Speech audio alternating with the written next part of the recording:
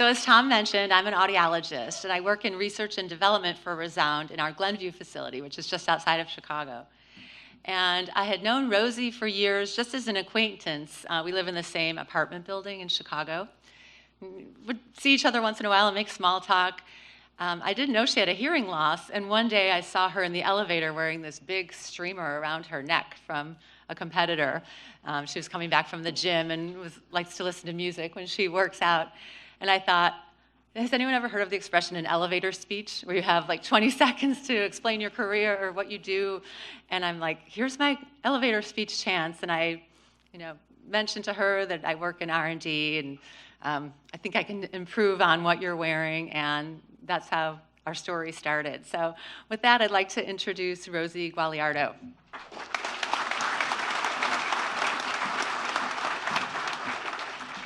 Hi, everyone. I think I'm a little shorter than everyone. Hopefully you can hear me. First of all, just thank you so much for having me today. Thank all of you just for such a wonderful event. It seems wrong, I feel like we should be here celebrating all of you. I want to express my deep gratitude and appreciation for all that you do. I'm just so moved by everything I've experienced while I've been here. So forgive me if I cry maybe a little bit, but it's because, I just can see and feel the deep passion all of you have for helping people in need. And especially Jill, thank you so much. From the first moment, like we said, we're in the elevator, I actually joke and tell the story all the time that I would wear that everywhere. I didn't care at this point. I have very similar stories where I didn't really know I had an issue for a long time, but at that point when I saw Jill, everyone else before that had said, "What's that on your neck? What's that on your neck?" And I see Jill in the elevator and she says, "Is that a Phonak Audio V78610?" And I'm like, why, yes it is, maybe, I don't know. So from that point on, and from everything I've experienced with ReSound, I could just tell that you are all such amazing people for all the work that you do. So thank you for that, and I'm just so happy and grateful that I finally found all of you, because I spent the first 40 years of my life really not getting the help I needed. And there's a couple reasons for that. The first might be somewhat positive. You see, I got my hearing loss from my dad. I say it's a little gift from my dad and a little gift from his dad, my no. It's a genetic hearing loss, so I was born with this. And actually, many people in my dad's family have this kind of hearing loss. It's actually having trouble with low-frequency sounds. And if I understand correctly, that's not as common as what you deal with mostly. So a little fun adventure for all of you and Jill to help me with. So thanks for that. Hope you don't mind the extra challenge there. But he always, with my dad, he would always make sure that I didn't feel like I had a disability, that this shouldn't stop me, this hearing loss shouldn't stop me from doing anything I wanted to do or from being anyone I wanted to be.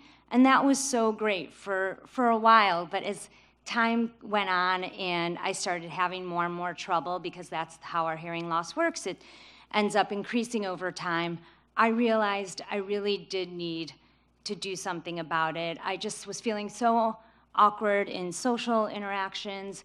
I wasn't feeling as confident at work, and ultimately, I even had trouble sometimes with more personal, intimate connections. So as you can imagine, it felt like I needed a change. But to be honest, and you probably all know this, I really felt like there was a stigma out there back then, over 40 years ago, having hearing loss, and how would people treat me, and what would they think I couldn't do a good job because of it? Would they pass me over? So I kept it to myself. I didn't tell anyone for so long.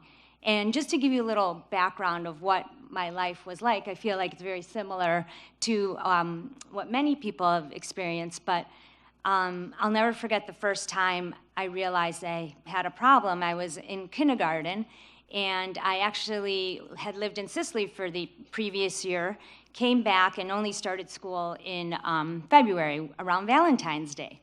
And so I don't know if anyone has any kindergartners in their lives, but as you can imagine, we get to make Valentine's Day cards for people, right? So I was so excited. We had glue and hearts everywhere, and they were off to the side, drying off, our little cards were. And then I could have sworn the teacher said, go pick out one that you like. So that's what I did, but that's not what she said. Unfortunately, she had said, go pick up yours, go get yours again. And so she yelled at me in front of the whole class. And in that moment, I was so embarrassed. I thought, oh my gosh, I've been accused of stealing in front of all my classmates. This is terrible. And as a little kid, you don't really know what's happening, right? So I just, from that moment on, I knew hearing loss wasn't okay, right? Just keep it to yourself, do the best you can. And so, again, I didn't even know I had a problem until third grade, where we get our testing done at school, and they basically said I had similar hearing loss to my dad. Unfortunately, I didn't really do anything about it for another probably 15 years or so until I was in college. So there I was at Northwestern University in Illinois, and as you can imagine, as you probably know, a lot of our courses were graded upon student participation, right? You get a grade based on what you contribute. Well, if you can't hear, it's really hard to contribute, as you know. So I began to get more closed off and quiet and just felt, again, very uncomfortable. So I had heard there was amazing testing facilities there, ended up getting tested, went to see an ENT at the time. That's who they told me to see. And my dad joined along, and the ENT looked at my results, and he said, yep, low-frequency sounds are the issue. Again, this was it was 20 years ago, and he said, you know what? Just sit up in front of class and ask people to repeat themselves. And I looked at him, and I thought, thank you. Yes, that's how I felt. It's that's what I've been doing. I'm really struggling. And at the time, my dad had said, you know what? He's probably right. Don't get them right now, because back then, the technology might just amplify the sound. You might just be more confused, and it might be tougher. So I let it go, and I didn't do anything about it. And then fast forward 10 years, I was turning 30. I'm finally an adult. I'm going to make my own decisions. And I was working in advertising and marketing at the time. So at that point, my responsibilities were getting greater. I was getting promoted. I was in front of high-profile clients like McDonald's and Anheuser-Busch theme parks. So I really felt like I had to perform, and I did not want to make any mistakes. Well, and the truth is, the creatives on those accounts were actually really hilarious. So at that point, I'm like, I just want to hear the jokes they're saying under their breath, right? And truthfully, it's it's an opportunity to feel like you belong, right? When you can hear those jokes and whatnot, but I couldn't. So there was a lot of fake laughing in my life back then, chuckling, but just always feeling like I was missing out on something. And so, again, that's when I decided I'm going to go get some hearing aids, which I did. I was actually really excited about it. They were a competitive brand, but I went in to get them and got fitted. And you know what? They didn't work out for me again. In this way, they didn't work out because I worked in these high-rise buildings in Chicago. I worked with a lot of men, or as I like to call them, low-frequency sounds. So I couldn't really hear what my boss was saying or what these creatives were saying to me. And so again, it became a struggle. The only good news at this point was I was starting to get a little more comfortable sharing that I had hearing loss. And the range of responses were really interesting. Some people were shocked because I really worked so hard to hide it, right? And then others were very helpful, which was so meaningful, going out of their way to make sure I could hear something. So that is just so amazing when you get that reaction. And then some people teased me, I'll be honest. And I want to think it was in good fun because, maybe they didn't think my hearing loss was that serious. But again, I stopped wearing them, so I didn't have that resource. Fast forward to 10 years, and I'm 40 years old, and this is when the problem really became an issue for me. At that time, my dad had been diagnosed with ALS, and he was rushed to the ER. And at the time, people, doctors, nurses, orderlies, they really did not know how to treat the disease unless they had special training in it. So we all had to be, my family and I had to be advocates for my dad. So we're in the ER, he's unresponsive, it's late one night, and he has this special equipment to make sure he can breathe. If he doesn't use this equipment, these machines, he would suffocate. So it's nighttime, and I told my brother and sister just to go take a quick break because they've been here so long. And we end up, I'm sitting there with my dad, and an orderly comes into the room, and he's wearing one of those surgical masks. And he starts looking at me, and he says, "We have to move your dad." And he starts unplugging all the machines, and he was just going to move him the way he wanted to move him. And although this was not the first time I had to fight for my dad's life, it was the most stressful time. And I had to sit there, and I kept begging this man. I said, "Please remove your mask. I can't hear you. I can't understand you. If you could just, let me explain." And he just wouldn't do it. He was just going to do it his way. I think he looked at me and he didn't believe I truly had a hearing problem. And at that point, I ran out of the room begging someone to help me, and they finally did, thank goodness. But sadly, my dad died 2 days later. And again, I had another interesting moment where we went to the church with my family to prepare for the funeral services, and the priest started asking what readings we would like to, share at the services. And I couldn't hear him, so I kept asking. I said, "Could you please repeat yourself? What was that again?" And he started mocking me. So my dad had been gone about 2 hours at that point. So needless to say, I was very devastated, exhausted, and drained, and really in shock. And I went from sad to disbelief to very frustrated. And now I actually am a life and career coach where I help people be their best. But in that moment, I was reminded that I am a human first, and I happen to be a Sicilian human. So that means I was ready to give the priest my opinion, but I thought that wasn't the right place to do it. So if you want to hear the rest of the story, come find me after this. But it all turned out okay. The reason I share those two stories, though, is because in moments like that, I always think to myself, what could I do differently? I can't control other people, right? So what could I do?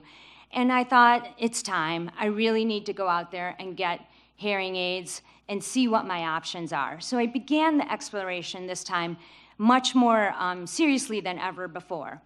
And I got so overwhelmed, I have to be honest. There was so much information out there. This was about 5 years ago. I didn't even know where to start. But thank goodness I met Jill, or bumped into Jill, I should say, and that she knows what she's doing. So thanks for her expertise and her knowledge. That's when my life changed. She introduced me to ReSound, I got the hearing aids, and we started this process of really being able to get used to it. As you mentioned, Margie, I felt like the new sounds you start hearing, you have to get used to them, your brain has to get used to them, but it was so well worth it. I feel like, my favorite, I always laugh because my favorite part of the app is the restaurant setting where, you can change the focus that you have. Everyone's like, yeah, we know it, of course. So I say that because I meet a lot of my coaching clients in coffee shops, at least in the beginning, or in public places. And so here they are sharing sensitive information with me, and I can't be asking them to repeat themselves, please say that louder, right? It's a little bit awkward. So I love that setting, and I actually show that to everyone wherever we are. And I sometimes make it more narrow when my brother's sitting next to me and I don't want to hear him. So it works out. It works out pretty well on a lot of occasions. The phone streaming is amazing. The way I also meet clients via phone, and the way I can hear them, I feel like they're in the same room with me.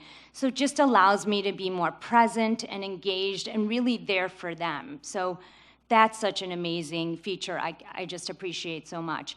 The mic has been very useful because for my business, I also do photo shoots every 3 months or so. And I give the photographer the mic. She can stand 20 feet away from me and tell me how to fix my stance when I'm looking a little stiff or awkward. So that's really helpful. I also love the TV streamer, maybe a little too much. You guys need to maybe create a limit on that. But I really get to enjoy TV shows now and find a way to relax. I actually just didn't even watch TV for so long because it was just not that satisfying. So it's fun to be entertained. And then the way you can hear music is just amazing to me. It's like, so every time it happens, I still am in shock. I just started listening to a guided meditation the other day. My boyfriend was there and I said, "Do you hear that music?" I thought maybe it was outside of me, like maybe he was playing music in the house, and he's like, "No." I'm like, "Are you sure?" I really think it's like I felt immersed in these beautiful musical notes. And he's like, "I promise, there's no music." And I was just like, this is amazing. So thank you all for also bringing back such beauty into my life, something that has really been missing for so long. So thank you guys again for everything you do. To Jill for all the support, to Rich for letting me be able to share my message with everyone. Not only do I talk about these hearing aids so much now that my friends introduce me as, "This is Rosie, she wears hearing aids." It's like a subtitle. And they share that with people who they know are in need as well. So the fact that we're opening up the conversation, getting the word out there, people can feel more comfortable is amazing. And I literally share the website link with people daily, and I'm so proud to do it. So because of you, I feel much more comfortable in social situations. I feel like I can be much more confident with my clients and know that I'm being effective serving them. So again, this event is really all about you. Thank you for all you do and for making my life so much better.